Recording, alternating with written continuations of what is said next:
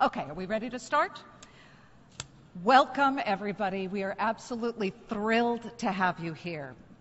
Your Excellency, Ambassador Danon, Your Excellency, Ambassador Nikki Haley, and Mr. Sharansky, Natan Sharansky, one of our great heroes. Distinguished guests, ladies and gentlemen, everybody, we welcome you.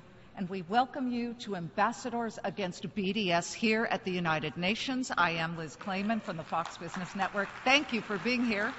It's a great honor for me. So each and every one of you has a very strong voice and the potential to have very far-reaching impact on our global community. You're not afraid to speak the truth. That's why you're here. You're not afraid to stand up for what is right. And after today, you will all be ambassadors for this very important cause. And let me be clear, you're already doing a fantastic job. We salute you for your dedication, and we are here to support you. But what we specifically want to do today is provide you with all of the necessary resources to stand up to the forces of hatred and bigotry and stand proud as you, of course, support Israel on your college campuses, in your places of work, and all over the world. Now, today what you're going to do is you're going to hear this wide range of educators, leading experts, and of course the ambassadors from both public and private industries who are engaged in this battle against BDS. We want to build bridges, not boycotts. We hope you find this session really, really helpful and that the tools are valuable and productive for your own efforts throughout the campuses where you attend, online, everywhere else in between. So let us begin. You know the story. We're all sitting here in the General Assembly, right? And you know that the UN, who sits in this General Assembly, has adopted 20 resolutions against Israel and 4 against all other countries combined. Right? Does Israel ban women from driving? Does Israel allow honor killings, death by stoning, genital mutilation? No, no, no, and no. But if the UN is bad, college campuses are giving them a run for their money these days. University students, and this is what really depresses me, in the US, they've introduced no less than 100 BDS resolutions against Israel. I personally started Googling my own university thinking, no way. UC Berkeley is my alma mater, and they have done the same. And I am very upset about it.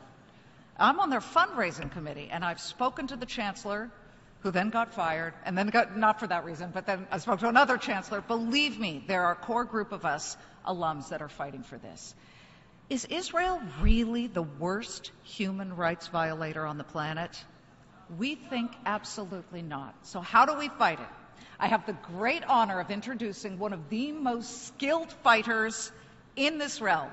Ambassador Danon is a staunch advocate for Israel. We would expect him to be, but he has the unenviable task of standing up for the Jewish state in this often, well, let's be kind and call it hostile building. We're standing in a hostile room. You guys have seen it before. Before becoming here to be the UN ambassador, Danon served as Israel's deputy defense minister and then as a minister of the cabinet. Now he pulls off a difficult task every single day here. He defends Israel, but he does it calmly, with unrelenting passion and strength at the United Nations, while overseeing unprecedented success here in this building for Israel. What do I mean by that? Last May, Ambassador Danon, it's a big deal, was the very first Israeli elected to chair a permanent UN committee, and today he is the man who has brought us together for this impressive event. Please join me in welcoming Ambassador Danon.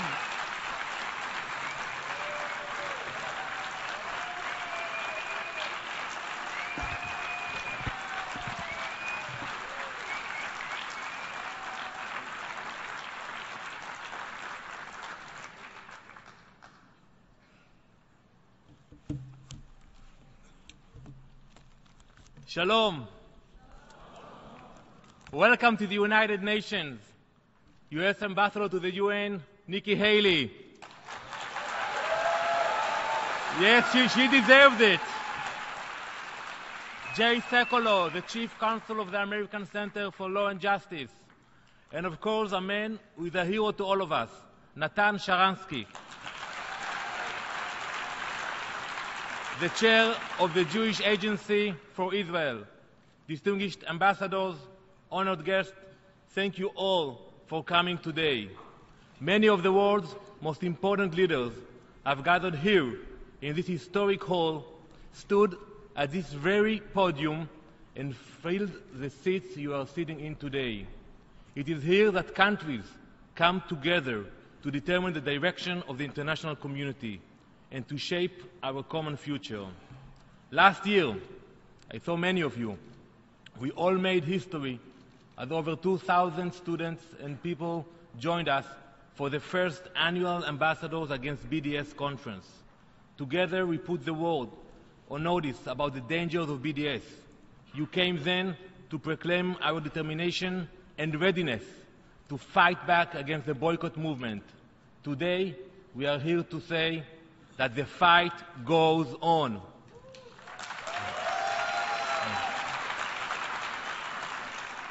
As we look back over the past year, we can all be proud of our accomplishments. Banks across the world are shutting down the accounts of BDS activists. Musicians and artists stood up against the calls to boycott Israel and performed to rave reviews. And most importantly, governments and leaders are finally acknowledging the BDS movement for what it really is. It is pure anti-Semitism.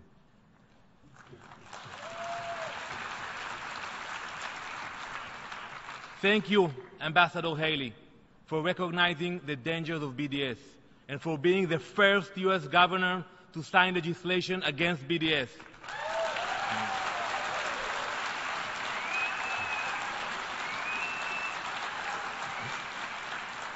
And thank you, Ambassador Haley, for the strong stance taken by the United States of America condemning all forms of anti-Semitism.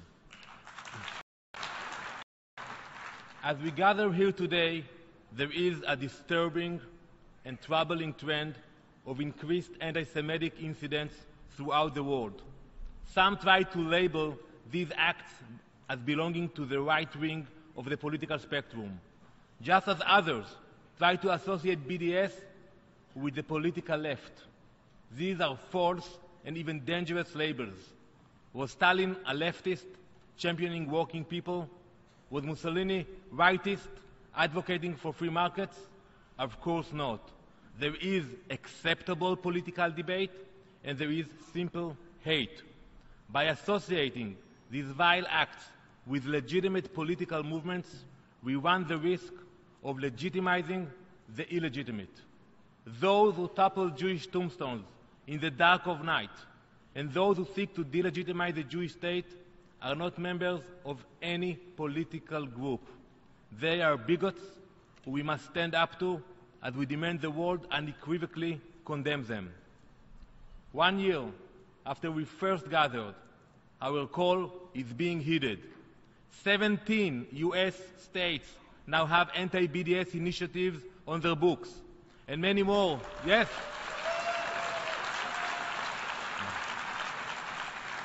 And many more will soon join them. University campuses across the world are passing resolutions condemning this false activism. And we sent a strong message this month, a few weeks ago, when together with our American friends, we made clear that Rima Khalaf, an anti-Semite, a promoter of BDS, will not be tolerated in the halls of the UN.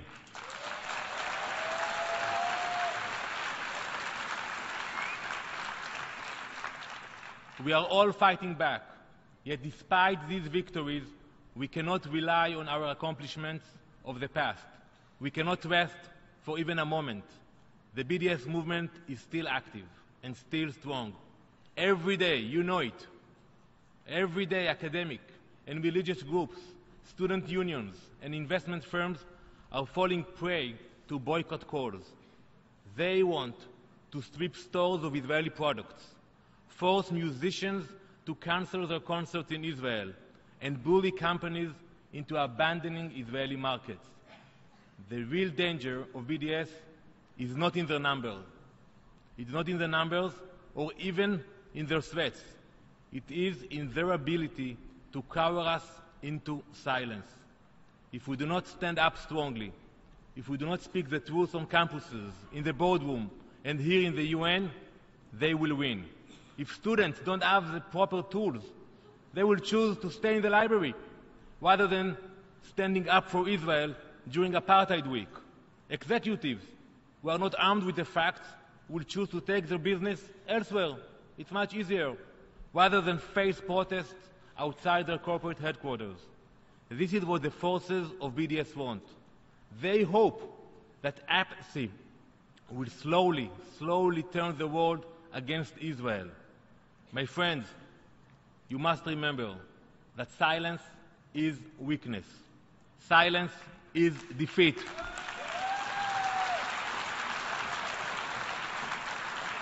We are all here to say, we will not be silent.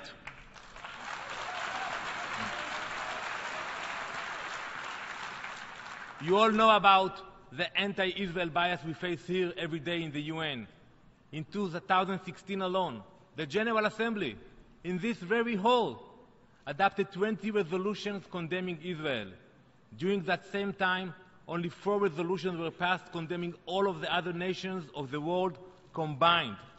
Last December, the Security Council had the audacity, the chutzpah, to question the legitimacy of Israel's presence in Jerusalem.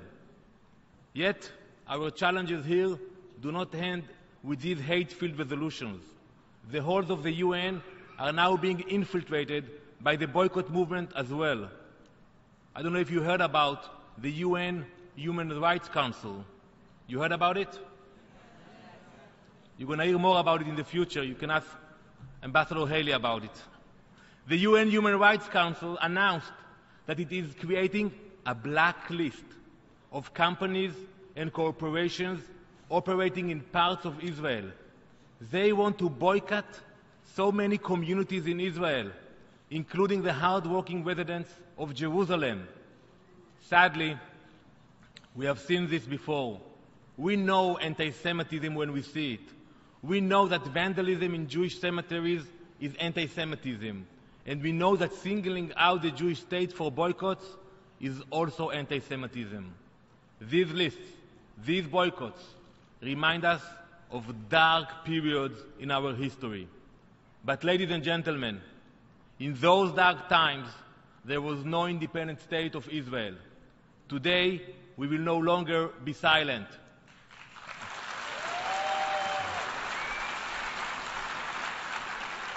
Today, we will never hide our Jewish heritage. Today, Jews will not be ashamed to walk the streets with their kippas. Today, we stand proudly and support the Jewish state. Ladies and gentlemen, this conference is not about just stopping a boycott. It's about making it clear once and for all that Jewish people and the Jewish state will not be treated differently.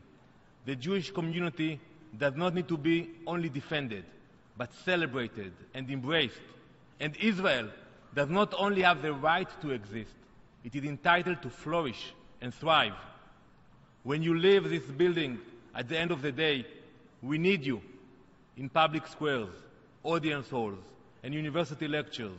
We need you to stand up at protests and demonstrations and advocate across social media. As Israel's ambassador to the UN, I know what it feels like when you're on your own, how it feels to stand up for what's right, even if it's not popular. But I also know that I'm never truly alone as I fight for Israel. We have true allies here at the UN who stand together with us. And all of you are not alone either as you fight BDS. Just look around you. Understand that when you stand for the truth, you are never alone. My friends, we are here today with a simple message. for those who seek to harm the Jewish state and the Jewish people. We will keep fighting until we eliminate BDS on our campuses. We will keep fighting until BDS is rejected here at the UN. And we will keep fighting until anti-Semitism is finally defeated. Am Israel Chai.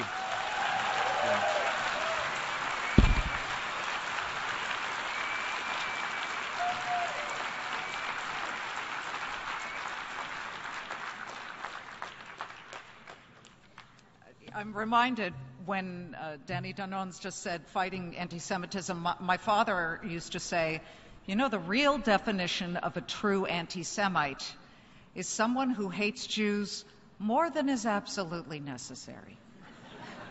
They're always going to hate us, who knows, but we can definitely educate people. That's what you all are here for. Thank you, Ambassador Danon. We are thrilled and honored that you brought us all here together. Okay, it is very easy to follow. Not so easy to lead, but our next guest is a born leader. What's amazing about her is that she leads when it isn't easy. Ambassador Nikki Haley, as you heard, was the very first U.S. governor.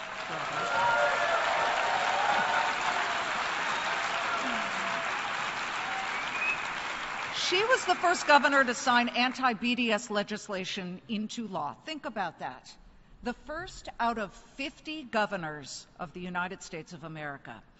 Then fast forward to her beginning, the very start of her term here at the United Nations, and Ambassador Haley has jumped right in, unafraid to stand up for what's right within minutes of getting the post. Well, that's an exaggeration, but I worked in local news, so we exaggerate a lot. Okay, when she first got to the United Nations, one of the first things she said and did in a clear and powerful voice was that she announced that the days of Israel bashing here at the UN are over.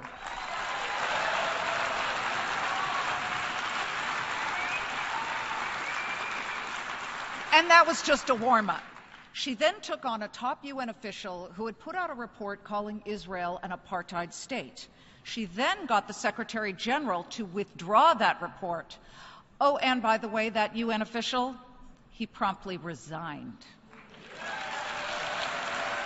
Ladies and gentlemen, please welcome a great friend of Israel, Her Excellency, the United States Ambassador to the UN, Nikki Haley.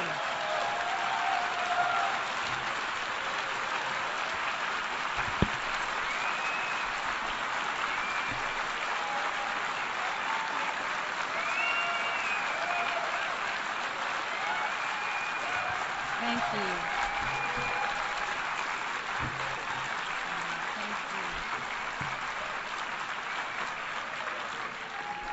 Thank you very much. I want to thank Ambassador Danon for the invitation to be here today, as well as all of you who are showing your support for the State of Israel. I'm here today as the proud daughter of South Carolina, as much as I'm here as our U.S. Ambassador to the United Nations. I could not be more proud of the people of my home state and the unwavering support they've shown for Israel over the decades. South Carolina's love of the Jewish state cuts across party, religion, and ideology. It is truly interfaith and truly bipartisan. What other state in the nation, what other state in the Union with less than 1% Jewish population gives its residents the opportunity to buy an I Stand With Israel license plate?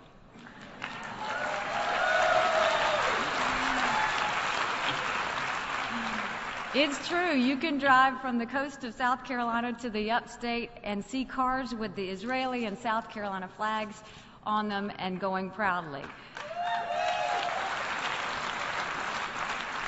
So I'm very proud that South Carolina led the nation in taking on the anti-Semitic BDS movement. We passed a law in 2015 that unapologetically upholds the values that Israel and the United States share. We were the first in the nation to do that. In our state, we said we will not use taxpayer funds to do business with any company that discriminates on the basis of race, color, religion, gender, or national origin. And make no mistake, that is exactly what the BDS movement does.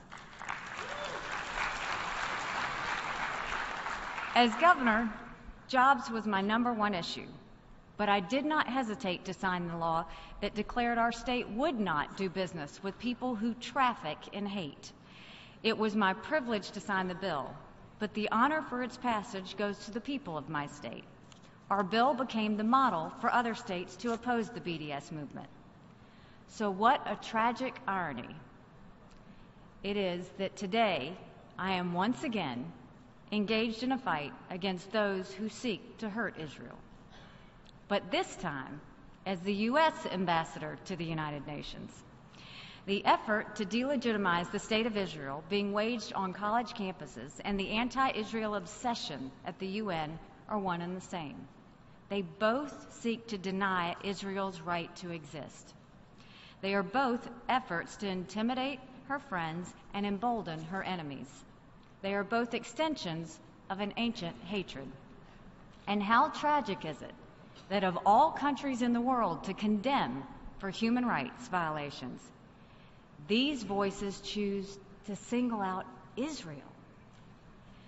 We should boycott North Korea. We should sanction Iran.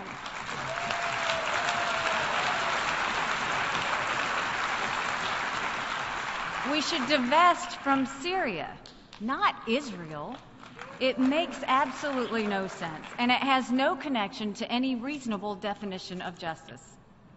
A few months after I signed the South Carolina anti-BDS bill, I got an email from Joel Greenberg, another friend of your movement. I was working with the Republican Governors Association at the time. Joel asked me to contact some of my fellow governors to encourage them to enact laws similar to South Carolina's. I was happy to do it, and I did. Around the same time, Joel sent me a link to a film written and produced by his daughter, Sarah. It was the story of her grandparents' survival of Auschwitz. In it, she talked about seeing the number tattooed on her grandfather's arm as a young girl. And her grandfather talked about seeing the skies over Auschwitz glow red at the night from the heat of the crematoriums.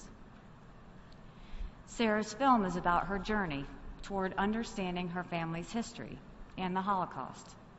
It is a journey toward truth. The effort to delegitimize Israel that travels under the name BDS is something very different. It is a movement away from truth and away from history.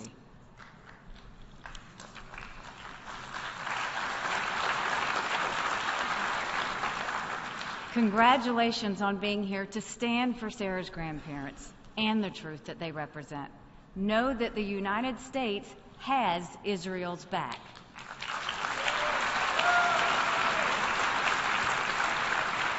And know that you now have a friend and a fighter in the UN to help you. Thank you very much. God bless. Thank you.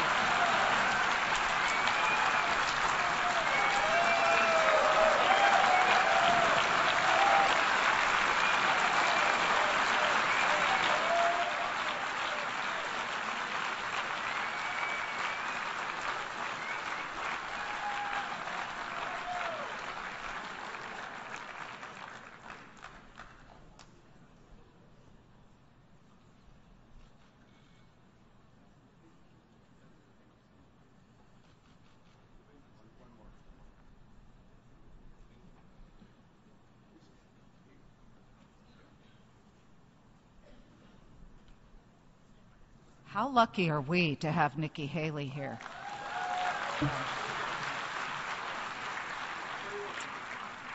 Okay, for our next speaker, you know, it's interesting. When you grow up Jewish in America, you're allowed from your parents to become one of three things: a doctor, a lawyer, or a failure.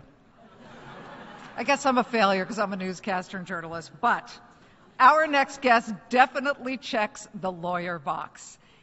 I have to tell you that he is somebody that we all admire. Jay Sekulow is a lawyer, radio broadcaster, best-selling author, and very strong supporter of Israel. Recognized as one of America's top advocates for religious freedom, Mr. Sekulow has volunteered his expertise to defend Israel before the International Criminal Court at The Hague. Yes, that Hague. So he is the perfect person to really share with all of you who are sitting there grasping at straws saying, what can I say against BDS, and rationally convince people. He's the person to share his experience when it comes to advocating for Israel. So let's put our hands together for the Chief Counsel of the American Center for Law and Justice, Jay Sekulow.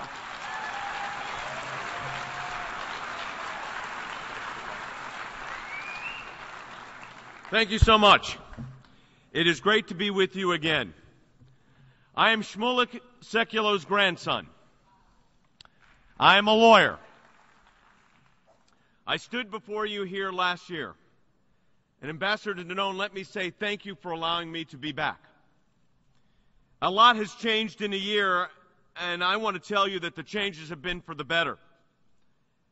Those that seek to destroy the legitimacy of the Jewish state, those that seek to make a hostile environment for those that simply want to carry a message protected by the First Amendment in favor of the State of Israel, have met resistance. But those that were opposing them have met a greater resistance. For the past year, we have stood firm on many fronts. And I am really pleased to tell you today that we've achieved in just this last year many great victories on behalf of free speech on campuses for students, for faculty, and for others. Last year, we defended the right of a University of Texas professor, the director of the Institute of Israel Studies on a college campus in favor of Israel. During his event, a hostile student disrupted his talk and afterwards even had the audacity to file a complaint with the university alleging that the speech he sought to give was somehow inappropriate, discriminatory, or hateful. Despite the rather poor status of free speech on campuses, I'm happy to tell you that we write a pretty tough letter, pretty tough legal brief at the American Center for Law and Justice.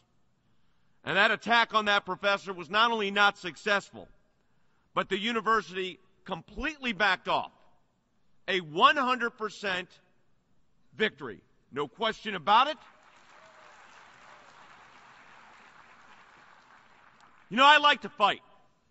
I don't hesitate in fighting. I said I'm the grandson of a fruit peddler from Brooklyn, New York. Came to the United States from Russia. Second generation of my family born here. Just a few days ago, I had the awesome experience of spending some time with the President of the United States. Let me say something. Let me tell you what we don't have to worry about. Because of Ambassador Haley, because of the position of the United States, and because of the President, we're not going to have to worry about where the United States stands in defense of the Jewish state of Israel.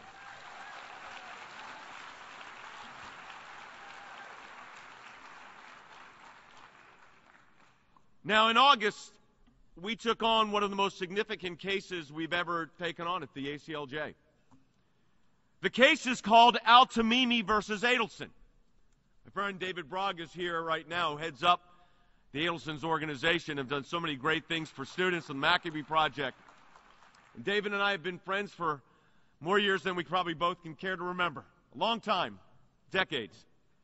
In this complaint, the Palestinian activists assert that billions of dollars of damages have been brought against individuals because of the Israeli and the United States citizens, business, and nonprofit organizations. Let me tell you a little bit about the plaintiffs in this case. The lead plaintiff, Bassem Al-Tamimi, is a well-known member of a terrorist family, which means he gets awards from the Palestinian Authority when his family members commit terrorist acts. He is on the record in the New York Times as saying he would like to be the one to start the third intifada. He's a professional provocateur. He is perhaps most famous for sending his own children to throw rocks at Israeli soldiers in hopes that the Israeli soldiers will respond and that he can capture that response on video. He literally puts his children in harm's way to see if he can get a reaction from his soldiers. It brings to mind the famous quote of the Prime Minister Golda Meir. I've got a granddaughter named Golda, so this means a lot to me. To be honest and fair, I've got a granddaughter named Georgia as well, and a granddaughter named Sophie. I want to be an equal opportunity in my grandson Riker. But Golda Meir, the namesake for my granddaughter, she said this: peace will come when they love their own children as much as they hate ours. Strong words from Golda Meir. Now, on the other side of the lawsuit is the Gush Etzion Foundation, a charity dedicated to defending the history and the people of Gush Etzion, or what was called at the very beginning of the modern state of Israel, the Gush Etzion block, a group of villages in the Judean mountains near Jerusalem and Bethlehem. Great land, great people, famous battle.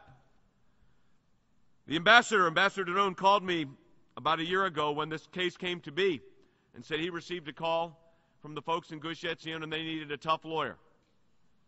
I like being a tough lawyer.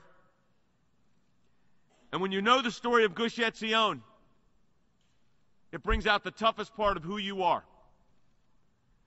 David Ben-Gurion famously said regarding the 1948 battle where the Arab League massacred the Jews of Gush Etzion, I can think of no battle in the annals of the Israeli Defense Force which was more magnificent, more tragic, or more heroic than the struggle for Gush Etzion. Ben-Gurion said, if there exists a Jewish Jerusalem today, our foremost thanks go to the defenders of Gush Etzion. And I am here to announce that there is, in fact, a Jewish Jerusalem today. And we do want to thank the valiant fighters and defenders of Gush Etzion, but I want to thank all of you and everyone here who's continuing to make this issue the preeminent issue, the maintaining of a Jewish state in the land of promise, Israel.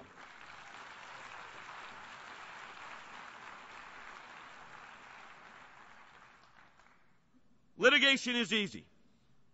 Politics, not so much. The ambassador knows how it is to battle in this very chamber. It's humbling to be here again. But, Ambassador, let me say this.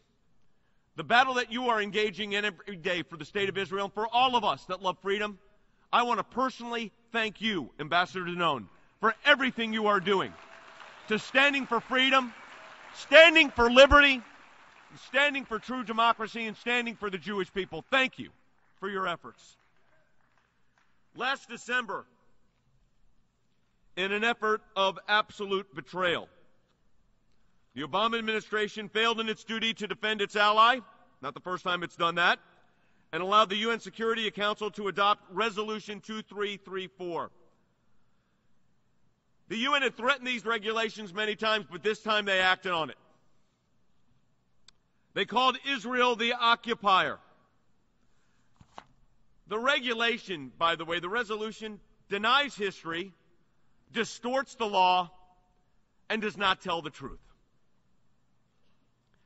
But should we be surprised that those that oppose the views of the Jewish state would go to any extreme to express their view, and that this particular resolution came during the time of Hanukkah, the time of year when we around the world celebrate the return of the Jewish sovereignty to the Jewish homeland?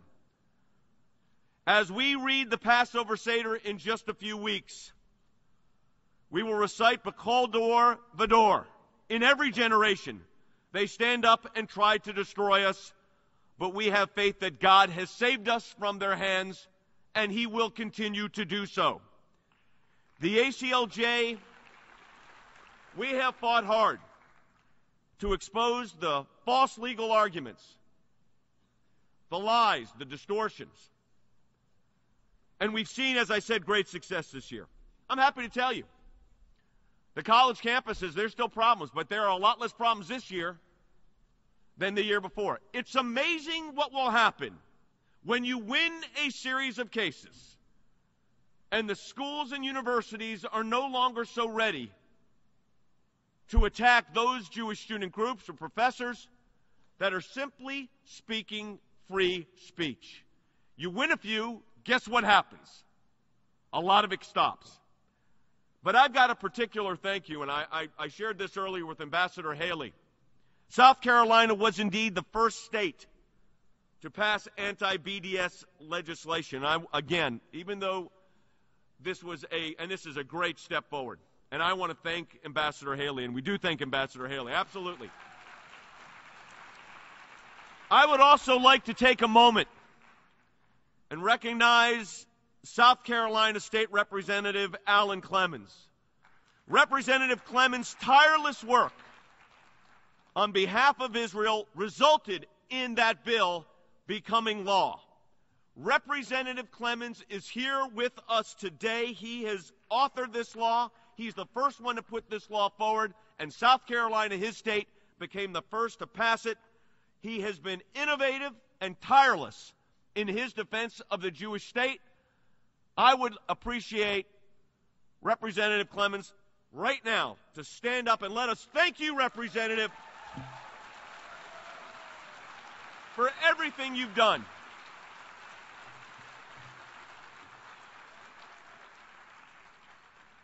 There is much work to do. There is much work to do because it's changed now.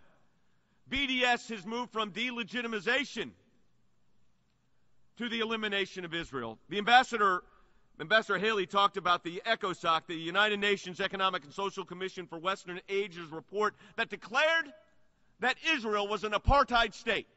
That's what they declared. They said it was an apartheid state, and what do you do to apartheid states? You don't just delegitimize them, you end them. The executive summary of this now revoked, removed, tarnished, false report said this in its beginning. Member states have a collective duty, A, not to recognize an apartheid regime as lawful, B, not to aid or assist a state in maintaining an apartheid regime, and C, to cooperate with the United Nations and other states in bringing apartheid regimes to an end. Let me change how that really is worded. This is what they mean. The executive summary should be read this way if you understand what they are saying about the state of Israel. Member states have a collective duty not to recognize Israel as a regime that is lawful, not to aid or assist Israel in maintaining its regime, and not to cooperate and not allow the UN to cooperate, nor other states. But they should cooperate in one thing, in bringing Israel to an end. That was a report out of this body. That report is no longer in existence because of the valiant efforts of Ambassador Danon and Ambassador Haley. I like research and I like evidence, so I wanted to find out who wrote this report. You heard about Rima Khalif. You didn't hear a lot about Richard Falk. Richard Falk called the Boston Marathon bombings a conspiracy perpetrated by Tel Aviv.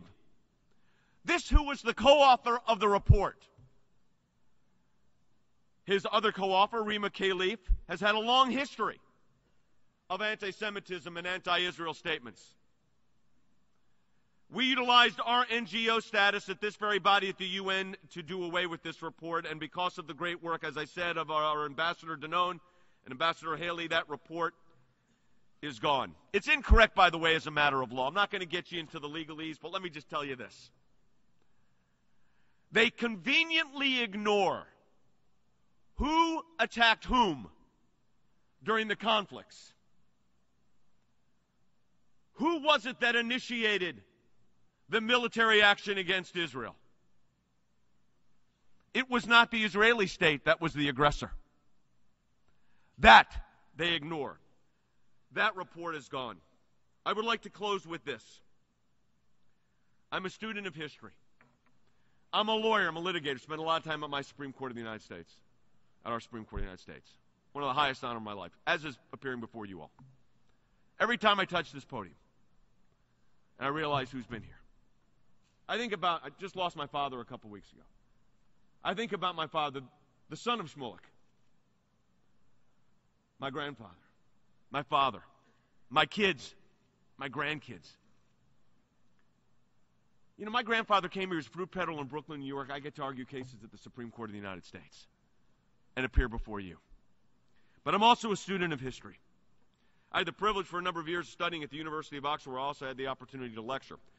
I was given access to the papers of the famed British Prime Minister Benjamin Disraeli, who quipped that when he won the prime ministership, he said, "I have reached the top of the greasy pole." But he was also a prolific author and novelist. In his novel, Alroy, Disraeli has a poignant quote that is seared in my mind, and I want you to take it with you. Alroy wanted to see a return of a Jewish homeland.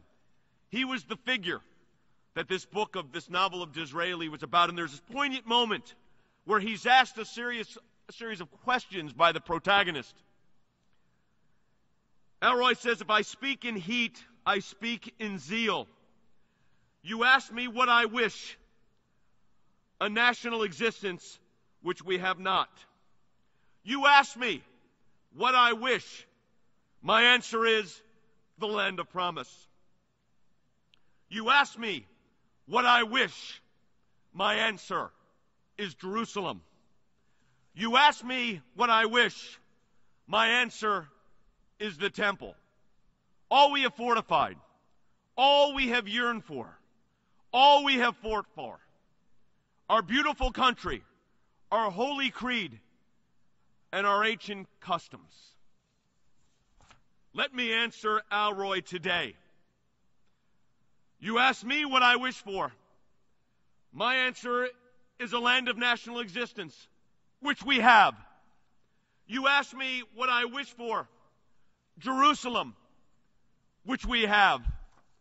You ask me what I wish and what I want. The temple. We have fortified and fought for it. We fight for our creed. We fight for our ancient customs. Those longing wish of Alroy should be the wish of all of us, that we maintain that ability to have our national existence, our land of promise, Jerusalem, the temple, our creeds, our customs. And at the end of the day, let me be crystal clear. We win. Thank you.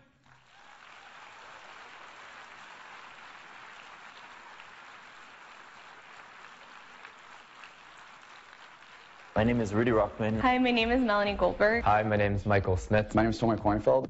I'm the president of Students Supporting Israel at Columbia University. I'm a junior at Princeton. Senior at John Jay College of Criminal Justice here in New York. I was an active member of the pro-Israel community at Brooklyn College. So imagine walking into class your first week of school, and as you're walking through the building, everything's inside, and you see an anti-Israel rally go on. So there were two ways. You could either choose to go away and run and decide not to go back and counter-protest. But we decided to counter-protest, and we went there with facts, we went there with flyers, we went there with pamphlets, and we went to spread the truth about Israel. When I was a college senior, SJP invited the founder of the BDS movement to come and speak. And I was supposed to represent the pro-Israel side to counter him. Instead of letting me represent, they silenced me by kicking me out of the event. When that happened, I decided to go to the library and type up a press release of what happened and gave it out to all the press members there. As a result, instead of the media reporting that SJP had had a successful event, the media then reported that SJP was silencing Jews on my campus. Anti-Israel students decided to make the entire campus community take a stance on the Israeli-Arab issue in the form of a divestment vote. And what we ended up having to do was answer questions and have conversations with students from all over campus who really didn't want anything to do with the conflict and felt that there was something unfair about this vote. What ended up happening was something like 40% of the entire campus voted on the issue, and they voted to reject the divestment initiative. What we've recently went through on college campus is Israeli Apartheid Week. Apartheid Week on campus is really a representation of anti-Israel groups trying to push their agenda, and they use Palestinian story just to do so. And so on campus, we launched Hebrew Liberation Week, a celebration of Semitism, celebrating our story and showing the entire campus why we have a right to exist. If Israel or your Judaism is something that's central to who you are as a person, don't let challenges on campus take that away from you. Make the most of your time. You'll find that there's a community on campus and in your community back home that's there to support you, and we're here to help. The suggestion I would give to most students is to know who you are, because if you don't know who you are, don't expect the rest of the campus to know that. My piece of advice that I would give is not to give up. There's organizations out there willing to come and help you learn how to advocate and how to fight back, but it's up to us to take initiative. Now it's your turn. Now it's your turn. Now it's your turn Join the fight. to join the fight. Now it's your turn to join us in the fight Against BDS.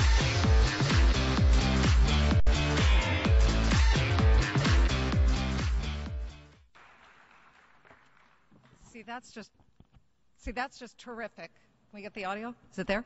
That is just terrific because they have given you actual working opportunities and ideas to make that all happen. And we thank all the video participants for their insights, but more importantly, for their actions. Jay, I can tell you, your father's somewhere climbing Nachas. He's very proud of you. And Alan Clemens, he's our hero. Thank you. I want one of those South Carolina license plates. How cool is that? Music. Music has always been part of the Jewish culture, but you don't often, except for the Beastie Boys maybe, you don't often associate Jews with hip-hop. Well, after today, you will. Israeli hip-hop violinist Miri Ben-Ari has performed alongside John Legend, Janet Jackson, Alicia Keys, Kanye West, with whom she was awarded a Grammy Award for her composition. Yes, you can applaud. That is just amazing. Her talent has taken her all around the world, and she also has taken time to set up a philanthropic organization called the Gedenk Movement. This movement works to transform the globe into a better, more accepting place. And she's also the Goodwill Ambassador of Music to the United Nations. I just met her. I want to be her BFF. She's amazing. Ladies and gentlemen, let's welcome Grammy Award-winning Israeli hip-hop violinist Miri Ben-Ari.